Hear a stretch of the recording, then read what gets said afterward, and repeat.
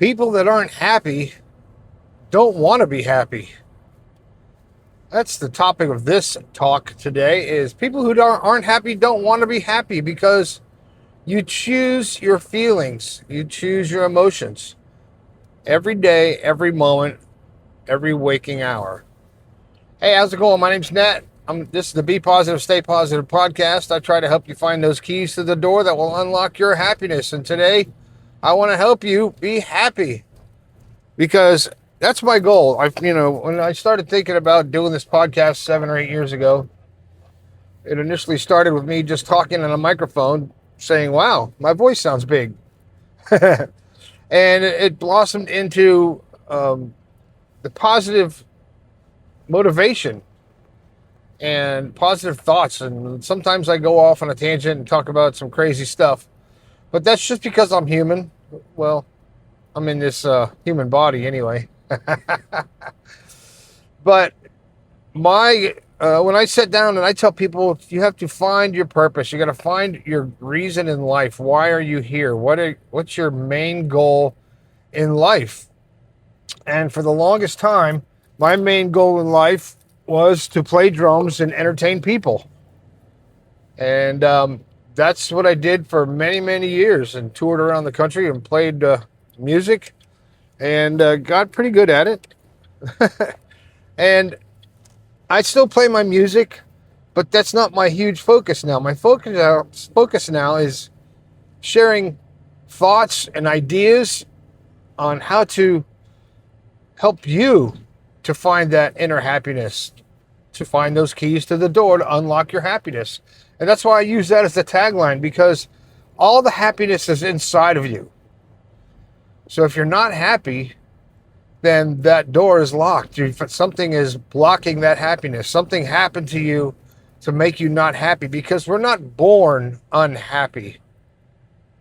I honestly believe that we are not born unhappy. We're not born racist. We're not born we're born into a pure, clean body. And our environment, our surroundings, our people, the people that raise us, the people that educate us, everything shapes who we are. So we are who we are because of our upbringing, because of what we've been exposed to, because of the thoughts and the feelings and emotions that we've let inside of our mind. And the older you get, the more it becomes a program, the more you don't even think about it anymore. Some people are just miserable, and you ask them why, and they're like, well, I just am. I'm just not happy. And other people like me say, why are you so happy? I'm like, I just am. It's just a habit. I choose it. And it bothers some people when I don't get angry or upset or mad at things that they think I should. But I think about it, it's like, why waste this thing called life? Why waste it on being angry, by being upset, by being not at ease with your life, by creating the disease, the dis-ease in your body, so to speak, from the stress and the anxiety and the anger and the overwhelming negativity that you choose to keep in your mind, and you keep dwelling on it over and over again, and just saying, even nowadays, with thinking about how trying every day can be, if you think about all the problems in the world and everything that's going on, you could really mess yourself up to be depressed and angry all day long, all day, every day. And I can say that because I got deep into the rabbit hole and made myself bent out of shape over what's happening, over things I can't control. And I saw something today that kind of hit me. It said, if you find something that's out of your control, then it should be out of your mind. I don't know. I mean, that's true to a point. But some people, you have to change things if you can. But back to what I was talking about. If you're unhappy, if your life sucks, and you're not taking responsibility for it, because I still get people on YouTube and on my Facebook page and on my posts that say that I'm full of crap because They were dealt a crappy hand and their life sucks, and it's because of some outside source. It's because of the government. It's because of their upbringing. It's because they're not healthy. It's because of this, it's that. But once you get past that and accept where you are in your life, say, okay, this is my life. This is who I am. This is how I'm going to live from now on. And you say, okay, maybe you have a disability. And maybe you have a physical birth defect. And you say, why me? And you just go down a negative path and just blame everything on that. And always use that as a crutch. And always say, well, I can't do that because of this. Well, you're just using that as an excuse. Because there's a lot of people that some people, they get called handicapped and they say, no, I'm handy capable. I think that's a great phrase. You know, they don't use that against themselves. They accept it. That's their life. And they make the best of it and try to be happy. And I get people also commenting on some of the YouTube videos that I've said that we chose to come here. I get some people that jump right on that, say, we didn't choose to come here. God put us here. God created everything. And you can choose to believe whatever you like, and that's fine. That's the beauty of this thing called life. Our incarnation into this body. Our physical manifestation of our consciousness in this body, that we chose to come here and experience the physical manifestation, because our consciousness can't experience that. We can't experience all this. The choices, the sensations, the emotions. And by understanding that you are in control of all of that, you are in control of your emotions. You're in control of how you react or respond to any situation. You're in control of your life. If you don't like it and you're still blaming some other source for anything in your life, that's not going to change.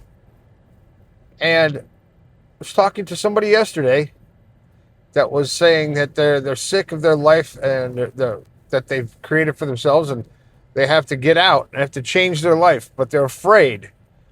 And I've talked about it before, stepping into that river of change when we're going to make a drastic change. Maybe you're going to change jobs, or maybe you're tired of a relationship. You're going to get out of the relationship, or you have to move to another part of the country to change your life.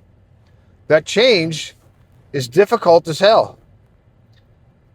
And because your subconscious mind, whether you're experiencing good or bad, your subconscious mind likes predictability. It likes knowing what's going to happen, even if it's bad.